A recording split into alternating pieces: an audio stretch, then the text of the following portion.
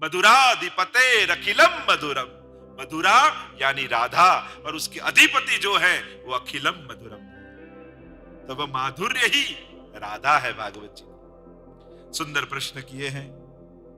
सृष्टि विषयक प्रश्न કર્યો કે સૃષ્ટિ સર્જનનો ઇતિહાસ। ભગવાનના નાભીમાંથી કમળમાંથી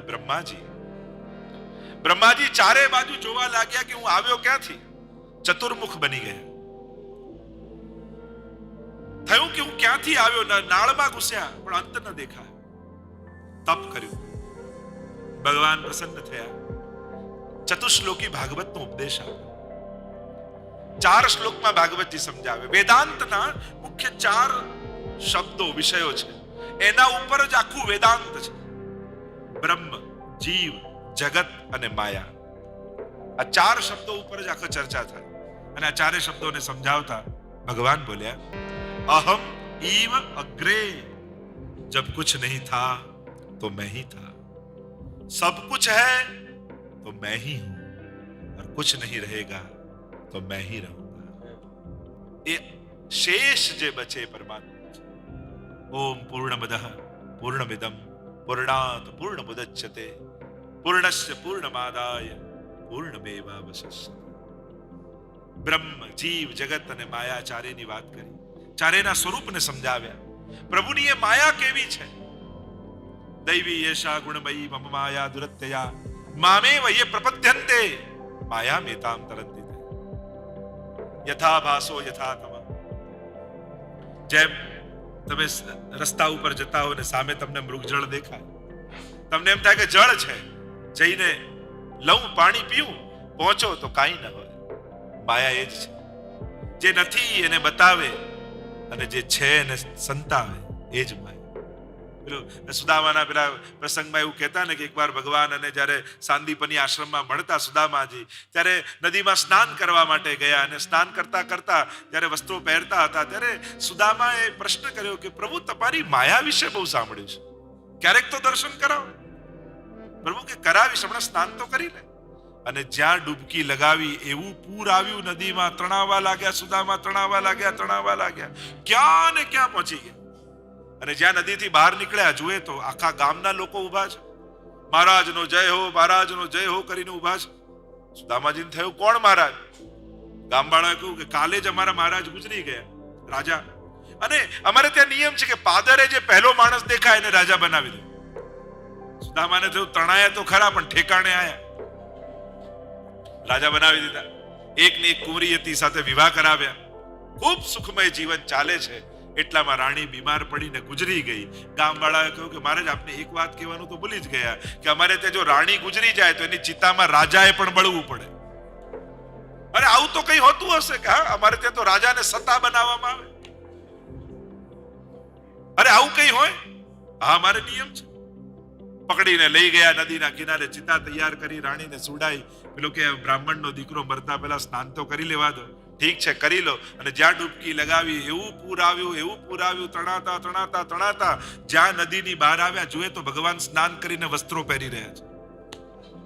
અરે પ્રભુ આ શું હતું? પ્રભુ કે આજ મારી માયા હતી, જે સમજાય નહીં એ તો મારી માયા છે।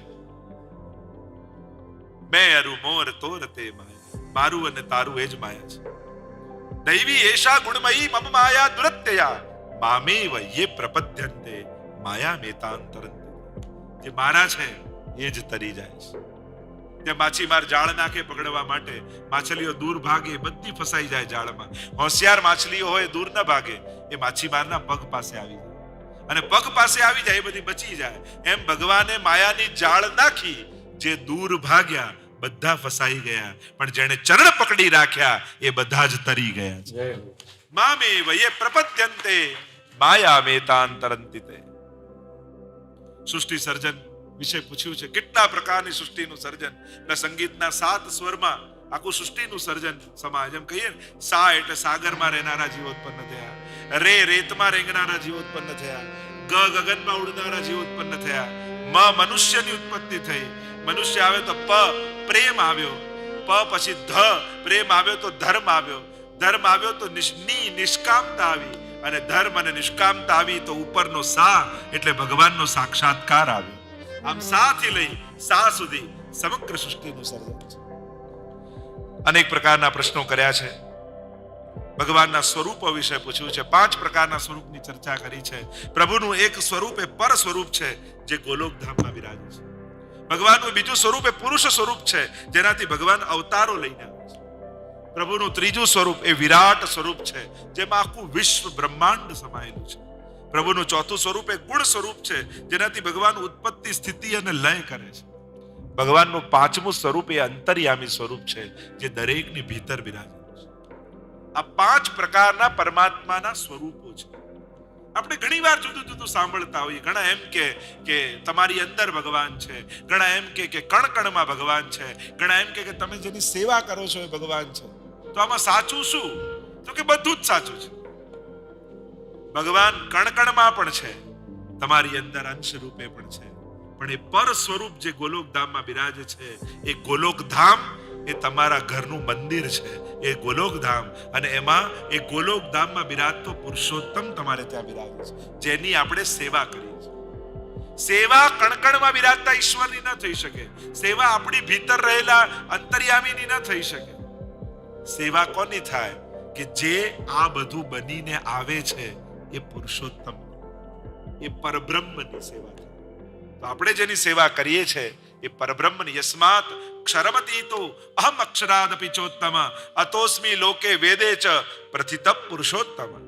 પુરુષોત્તમ યોગમાં સમજાવે છે ને ગીતાજીમાં ભગવાન અક્ષર પરમાત્મા, અક્ષર અને પુરુષોત્તમ, કે જે પુરુષોત્તમ ક્ષર અને અક્ષર રૂપે આવે છે એ સર્વથી ઉત્તમ છે એમ કહે. તો એ ઉત્તમની સેવા આપણે કરીએ છીએ. જેવો તમારો ભાવ હોય એવું એ થઈને આવે છે.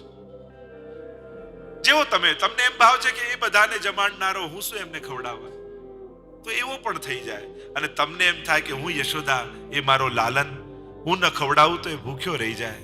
એને ભૂખ લાગી હશે, એને નીંદ આવતી હશે, એને ખેલવું હશે, તો એવો પણ થઈ જાય. ये यथा माम प्रपद्यन्ते तांस तथैव भजाम्यहम. भगवत गीता में जो भगवान ने कहा, जो जिस प्रकार मुझे भजता है मैं भी उसको उसी प्रकार से भजता हूं. તમે જેવો ભાવ રાખશો ભગવાન એવા જ થઈને તમારી સામે આવશે, જેવો તમારો ભાવ. અને એટલા માટે ભગવાન કેવા? કે તમારો જેવો ભાવ છે એવા.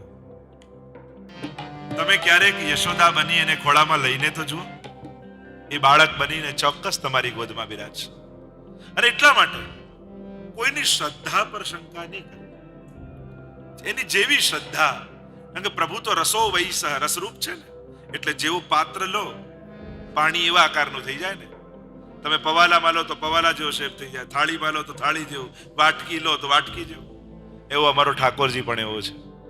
તમારા હૃદયના ઘટને જેવો આકારનો બનાવશો એવો. આમ આ 5 સ્વરૂપે પરમાત્મા બિરાજમાન છે. આગળ દશવિધ લીલાઓનું વર્ણન કર્યું. ભાગવતજીમાં 10 પ્રકારની લીલાઓનું વર્ણન છે. અને એ દશવિધ લીલાઓનું વર્ણન કરતા સુખદેવજી બોલ્યા, અત્ર સર્ગો વિસર્ગશ્ચ સ્થાનમ પોષણમૂતય મનવંતરેશાનુ કથા निरोधो मुक्तिराश्रय.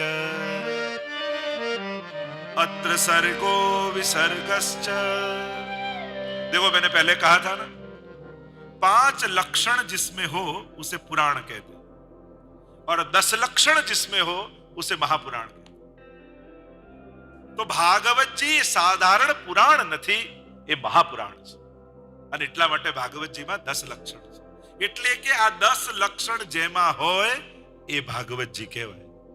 નહીં તો કોઈ પણ કોઈ ગ્રંથ લઈ આવે અને કે આ ભાગવતજી છે, જેમ લક્ષણથી ઓળખાય. જેમ ગાય કોને કહેવાય?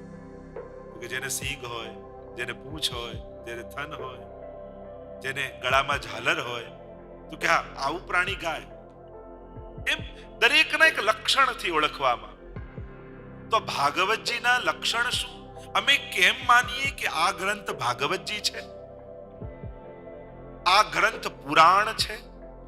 જેમ વેદનું લક્ષણ છે, ઉપનિષદોનું લક્ષણ છે, સ્મૃતિ ગ્રંથોનું લક્ષણ છે. ગીતાજી સ્મૃતિ ગ્રંથમાં આવે છે.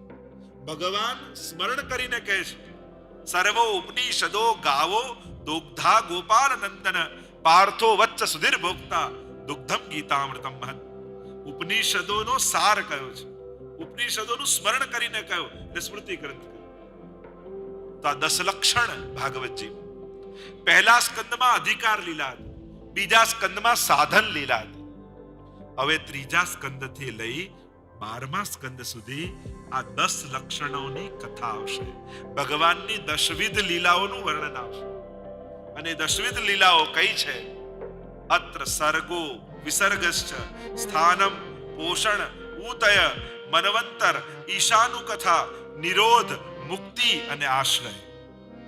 આ ત્રીજા સ્કંદથી 12મા સ્કંદ સુધી 10 લીલાઓનું વર્ણન આવશે.